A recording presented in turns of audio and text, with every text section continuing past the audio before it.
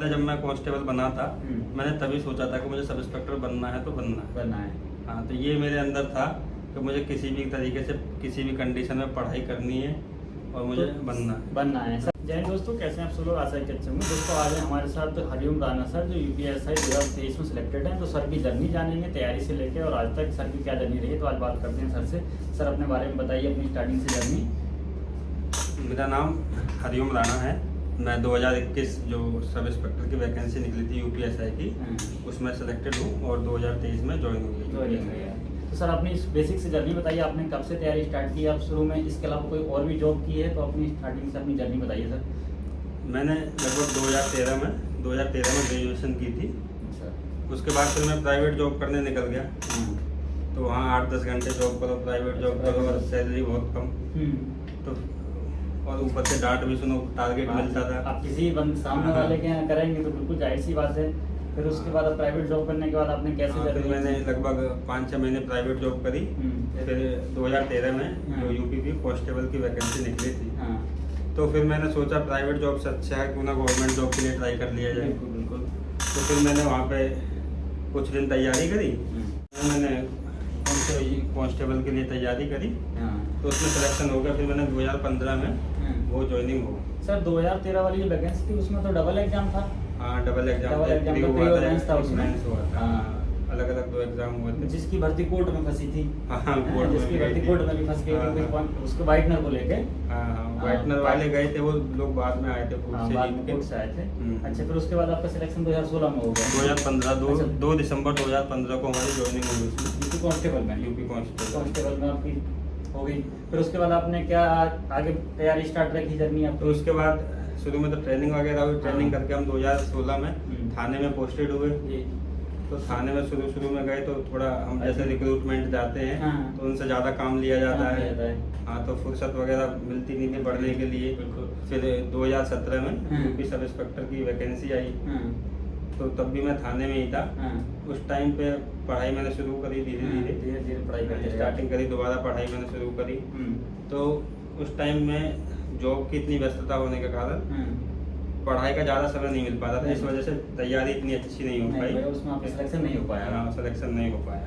फिर आप धीरे धीरे लगे रहे। फिर मैंने तब से लेकर कंटिन्यू मैंने पढ़ना शुरू रखा। अच्छा। मतलब डेली पढ़ता था मैं, चाहे 2 घंटे पढ़ूँ, चाहे 3 घंटे पढ़ूँ, 1 घंटा पढ़ूँ, आधा घंटा पढ़ूँ।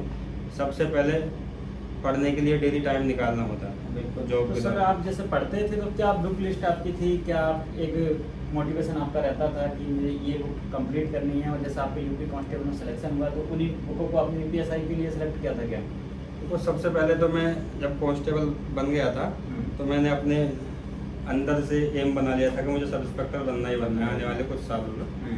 तो सबसे पहले तो भाई किस जीके के लिए किसी को बेस क्लियर करने के लिए लूसेंट आपको पढ़नी पड़ेगी, कंपलसरी लूसेंट। हाँ, लूसेंट पढ़नी पड़ेगी, उससे बेस आपका क्लियर हो जाएगा। उसके बाद आप जीके की एडवांस किताबें हैं। अच्छा। करंट अफेयर के लिए मैं डेली सुबह सबसे पहले डेली उठ के एक वीडियो है, चैनल है नेक्स्ट एग्जाम, उससे उसकी करंट अफेयर की वीडियो देखते थे आप। और मैथ के लिए क्या बुक लिस्ट आपकी थी? जो मैथ की मैंने सबसे पहले स्टार्टिंग RS अग्रवाल पढ़ा, फिर SD यादव पढ़ा, फिर उसके बाद जो SSC CGL के लिए आता किरण पब्लिकेशन का।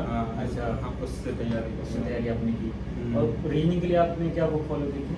रीजनिंग के लिए भी मैंने किरण पब्लिकेशन की बुक है जो, उसी से तैयारी करी। अच्छी किताबें हैं, किरण पब्लिकेशन की अच्छी बुक मानी जाती है। और हिंदी के लिए आपने कौन सी बुक की सर? हिंदी के लिए भी मैंने लूसेंट से तैयारी की। लूसेंट से एक रोजगार विद अंकित भाटी का जो चैनल है, उससे हिंदी साहित्य पढ़ा मैंने। सर यही आपकी जर्नी चलती रही और 2021 में आपकी यूपीएसआई वैकेंसी आती है। काफ़ी अच्छी पोस्टें थी, 9,500 पोस्टें थी, यानी 9500 के आसपास पोस्टें थी। इसमें आपने फॉर्म भरा। तो आप जैसे कि नौकरी कर रहे थे और नौकरी के साथ साथ एक समय का स्ट्रगल काफ़ी रहता है। एक नौकरी है सिविल पुलिस की, आप एज ए थाने पर नौकरी कर रहे हैं तो बहुत कम समय देखने को मिलता है। एक देखा जाए कि समय नहीं मिल पाता है, बहुत ज़्यादा प्रेशर रहता है, काम बहुत ज़्यादा रहते हैं। उसके साथ आपने सब मैनेज किया, तो आप कैसे करते थे सर, थोड़ा बताइए। मैनेज ऐसे करते थे, सबसे पहले जैसे सुबह उठना हुआ, सबसे पहले मैं सुबह लगभग 6 बजे के आसपास उठता था। 8 साढ़े 8 बजे से ड्यूटी होती थी। तो सबसे पहले उठ के फ्रेश हुए 10-15 मिनट में करंट अफेयर की वीडियो देखी और 1 घंटा फिर मैंने जीके वगैरह पढ़ ली। तो सर आप क्या कोई ऑफिस जॉब करते थे या क्षेत्र में आप देखते थे? मैं ऑफिस में ही था। अच्छा ऑफिस में थे आप। हाँ, मैं ऑफिस में अपने साथ जैसे हिंदी की बुक ले जाता था, हाँ, जो हिंदी है वो मैं अपना ऑफिस में ही तैयारी करता था, अच्छा। और मैं तो इवनिंग में ऑफिस से आके हाँ, शाम को अपने घर पे पढ़ता था। करके पढ़ते थे, हाँ। काफ़ी आप समय देते थे। हाँ। फिर उसके बाद जैसे कि आपने 2021 के एग्जाम में आपका जो एग्जाम हुआ था, तो आपने एग्जाम दिया तो आपको क्या लगा देने के बाद? अंदर से एग्जाम देने के बाद फील होता है कि मेरा हो जाएगा कि नहीं होगा, वो आपको क्या? देखो, मुझे बहुत तैयारी काफ़ी लंबी हो गई थी जब से हाँ। 2017 वाली वैकेंसी आई थी, हाँ। तब से कंटिन्यू तैयारी चली रही थी, धीरे धीरे। तो मुझे इतना भरोसा था कि हाँ एग्ज़ाम मेरा निकल जाएगा। अच्छा, आपने टेस्ट सीरीज सर लगाई होंगी, तो आपने टेस्ट सीरीज क्या कैसे फॉलो की थी? टेस्ट सीरीज मैंने उसी के रोजगार विद अंकित भाटी जो देते थे हाँ। उनके। सर आपका क्या मानना है, टेस्ट सीरीज का कितना अहम रोल रहता है किसी भी एग्जाम में? टेस्ट सीरीज का बहुत बड़ा योगदान रहता है, क्योंकि वो सेम एकदम ऐसी सिचुएशन रहती है एग्जाम की तरह। एग्जाम की तरह टाइम स्टॉप वॉच लगा के मैं उसे सॉल्व करता था। हाँ। तो टेस्ट सीरीज का बहुत ज़्यादा अहम रोल देखने को इसमें मिलता है। तो सर आप किसी भी कोई भी एग्जाम हो, सब में टेस्ट सीरीज हाँ। महत्वपूर्ण। तो सर आपने जैसे एक कांस्टेबल में आप सिलेक्टेड थे और उसके बाद आपने सोचा कि मुझे यूपीएसआई में जाना है, तो आपका क्या मोटिवेशन था, क्या सोच के आप यूपीएसआई के पेपर थे कि मुझे एज ए माना जाता है, उसमें पुलिस रैंक में माना जाता है कि आप सब इंस्पेक्टर हैं तो ठीक ठाक रैंक पे हैं और अधिकारी की पोस्ट में माने जाते हैं, हाँ। क्योंकि इसी से आपको अगर मान लीजिए आपको एसओ बन जाते हैं, चार्ज मिल जाता है तो थाना अध्यक्ष भी हो जाएंगे, यानी यहीं से आपका अधिकारी की पोस्ट ठीक ठाक हो जाती है। और ये भी है कि प्रमोशन लेवल भी इसका काफ़ी अच्छा है, आपका गेटेड रैंक तक आसानी से आप पहुँच जाएंगे। सीओ आपका कंफर्म यही है, और होने के लिए एएसपी भी आप बन सकते हैं, इसमें कोई बड़ी चीज़ नहीं है। अगर अच्छा खासा होगा सीओ तो कंफर्म है सर इसमें, ठीक है। तो यही एक माना जाता है कि इसमें आपको गेटेड रैंक मिल जाती है। अगर आप स्टेट पीसीएस से भी आएंगे तो सीओ मिलेगा आपको वहाँ, और इसमें एज ए सब इंस्पेक्टर से आपको सीओ मिल जाता है, तो काफ़ी अच्छी पोस्ट सर मानी जाती है। सर अब नौकरी आप कर रहे हैं तो क्या लग रहा है आपको, क्या जलवा रहता है? एक दरोगा का कहते हैं, भोकाल में दरोगा जी आ गए। जलवा, हाँ नौकरी काफ़ी बिजी नौकरी है, हाँ। वैसे अच्छा भी लगता है वर्दी पहन के, स्टार हैं और निकलते हैं तो लगता है कि हाँ, पर काफ़ी बिजी नौकरी है, शेड्यूल काफ़ी बिजी रहता है, सुबह से लेकर शाम तक रात। आप जैसे कांस्टेबल में सिलेक्टेड थे और नौकरी करते थे साथ साथ थाने में, तो सर तैयारी करने में कठिनाइयाँ भी आती होंगी, और काफ़ी हमारे व्यूअर्स हैं ये भी जानना चाहते हैं कि सर कैसे साथ साथ टाइम मैनेज करते हैं। तो सर थोड़ा बताइए कि आप कांस्टेबल में होने के बावजूद भी आपने यूपीएसआई को चुना, थोड़ा बताइए सर आप कैसे टाइम मैनेज किए? देखो, सबसे पहले जब मैं कांस्टेबल बना था, मैंने तभी सोचा था कि मुझे सब इंस्पेक्टर बनना है तो बनना है। हाँ, तो ये मेरे अंदर था कि मुझे किसी भी तरीके से किसी भी कंडीशन में पढ़ाई करनी है और मुझे तो बनना है। सर आप जैसे 16-15 की वैकेंसी वाले अफसर हैं कांस्टेबल, और तो उसके बाद आपकी शादी वादी भी हो गई होगी सर? 2016 में शादी हो गई थी, तो जैसे मैं घर से। हाँ सर, आपकी शादी भी हो गई है, तो सर आपकी शादी के साथ साथ आपने कितना मैनेज किया सर बताइए थोड़ा। शादी हो गई थी तो मैं जॉब पे तो पढ़ता ही था। हाँ। अब जैसे घर पे छुट्टी जाती थी 3-4 दिन के लिए, तब भी मैं अपनी बुक्स वगैरह ले जाता था। तो यानी सर शादी होने के बावजूद भी आप यानी बुकों से आपने दूरी नहीं बनाई? हाँ, घर पे जाता था तब भी अपनी बुक्स लेकर जाता था, घर पे भी टाइम मिलता था बच्चों से फ्री हो गया। आपने सर ठान रखा था कि मुझे यूपीएसआई बनना है तो बनना है, चाहे कहीं हो, लेकिन मुझे बुकों के साथ पढ़ना है, टाइम देना है। तो सर ने देखिए काफ़ी ज़्यादा मेहनत की उसके साथ साथ, और देखिए आप उसका परिणाम भी आज देख रहे हैं, सर यूपीएसआई में सिलेक्टेड हैं और आज इस पोस्ट पर बैठे हैं। देखिए अच्छा लगता है कांस्टेबल से निकलकर यूपीएसआई तक पहुँचना, काफ़ी अच्छी जर्नी रही है।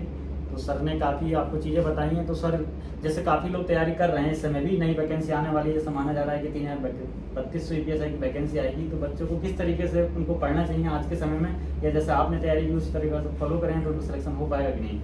मैं बस यही कहूँगा कि अगर कोई भी इंसान अपने मन से ठान ले कि मुझे ये करना है तो वो कर देगा।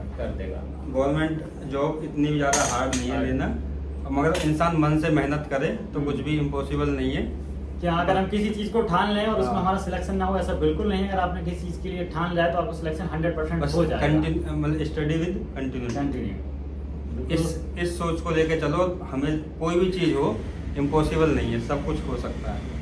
तो आई होप दोस्तों सर ने आपको काफ़ी अच्छी जानकारी दी, पूरा अपना स्ट्रेटजी फॉलो की, सर ने बताया कब से कहाँ कैसे कैसे पढ़ाई की। तो आई होप दोस्तों आपको काफ़ी अच्छी जानकारी लगी होगी। दोस्तों इसी के साथ ही हमारे वीडियो को शेयर कर दें, चैनल को सब्सक्राइब करना बिल्कुल ना भूलें, क्योंकि नेक्स्ट ऐसी वीडियो हम लेकर आपके साथ हाजिर होंगे। Thanks for watching.